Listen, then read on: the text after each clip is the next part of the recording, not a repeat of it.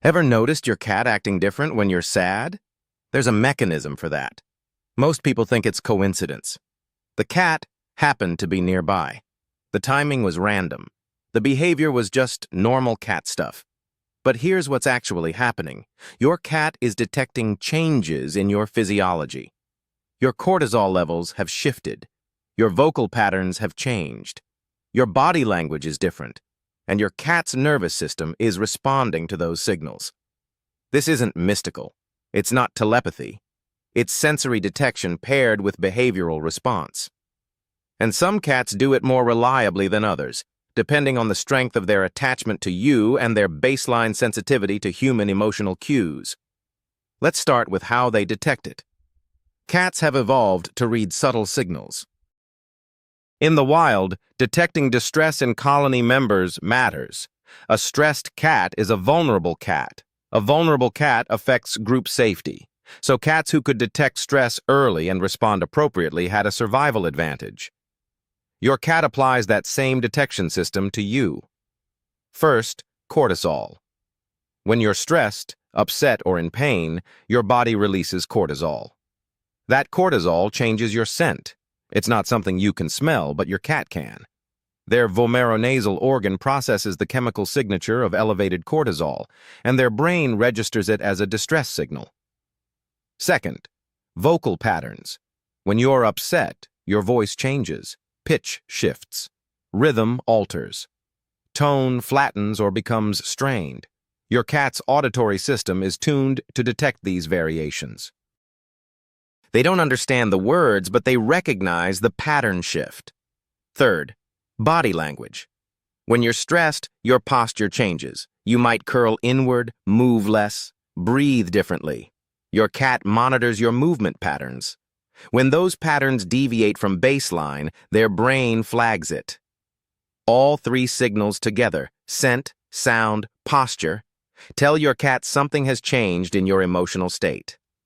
And once they detect that change, some cats respond with specific behaviors. Not all cats respond the same way. The strength and type of response depends on three factors: attachment security, early socialization, and baseline sensitivity to human cues. Cats with secure attachments are more likely to approach during distress. Cats with avoidant attachment styles may detect the distress but choose distance instead of proximity. Cats who are well socialized between 2 and 7 weeks of age learned that humans are safe during vulnerable moments, which makes them more likely to offer comfort as adults. And some cats are simply more attuned to human emotional cues than others. This is partly genetic, partly learned. Cats who live with emotionally expressive owners tend to develop stronger detection abilities because the feedback loop is clearer. Here are the 7 most common behaviors. Behavior 1. Seeking proximity. If your cat suddenly appears near you when you're upset, this is proximity seeking in response to detected distress. The cat's attachment system has activated. They're moving closer to you for the same reason they'd move closer to a stressed colony member, to monitor the situation and offer presence as a safety signal. This isn't the same as normal proximity seeking. Normal proximity happens randomly throughout the day. Distress-driven proximity happens specifically when your emotional state shifts. The timing is the tell. The mechanism, when your cat detects your elevated cortisol, their own cortisol rises slightly. This creates a shared stress state. One way to reduce that shared stress is proximity. Being near you allows them to monitor your state more closely and potentially reduce the uncertainty that's driving their own cortisol up. Some cats will sit near you but not touch you. Some will press against you. Some will position themselves between you and the door as if guarding. The intensity and form depend on the cat's attachment style and their tolerance for physical contact during high-stress moments.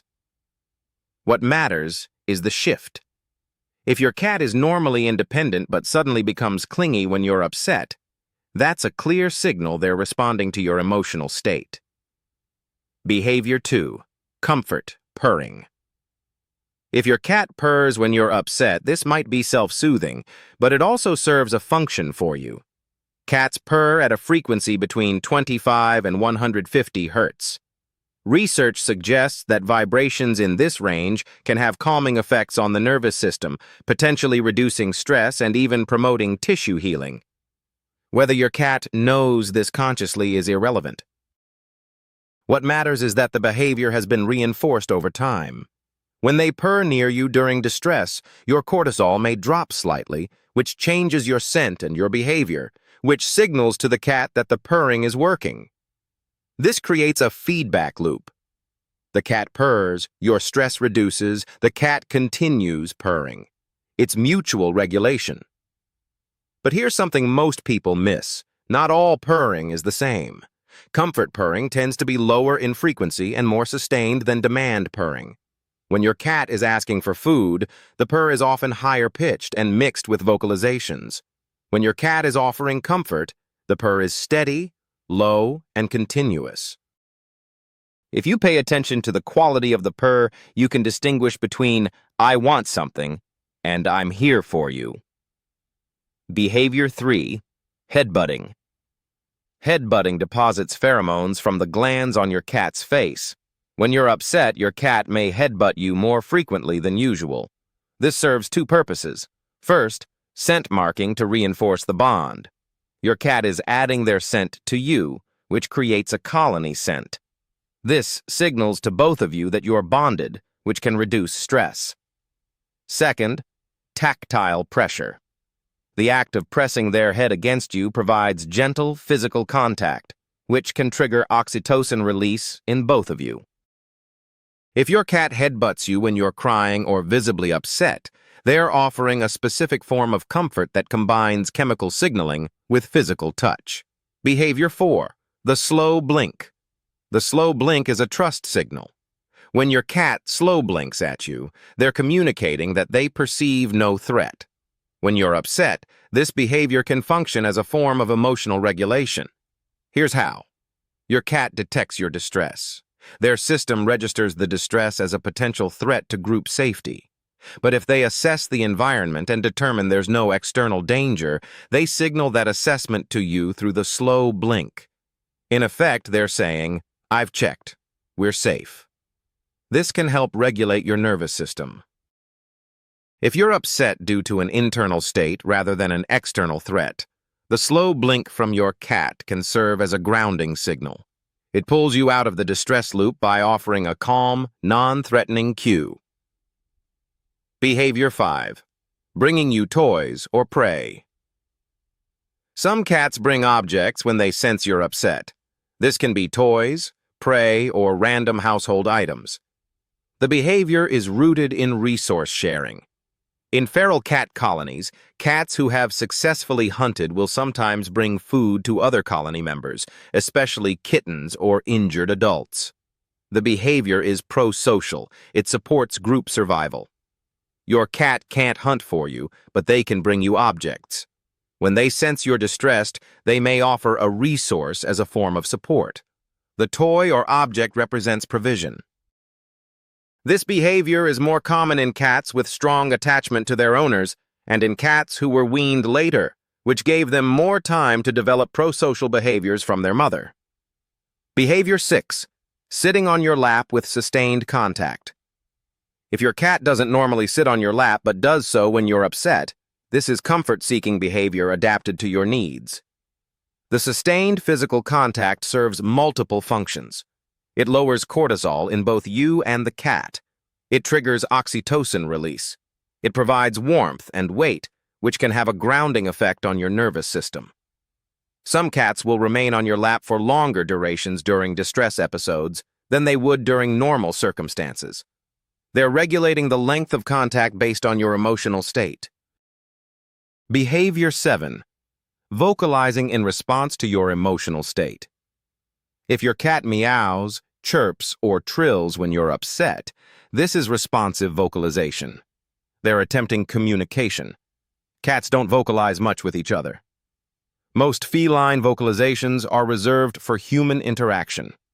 When your cat vocalizes during your distress, they're trying to engage you, redirect your attention, or offer comfort through sound. Some cats will match the intensity of your emotional state. If you're crying, they may vocalize more urgently.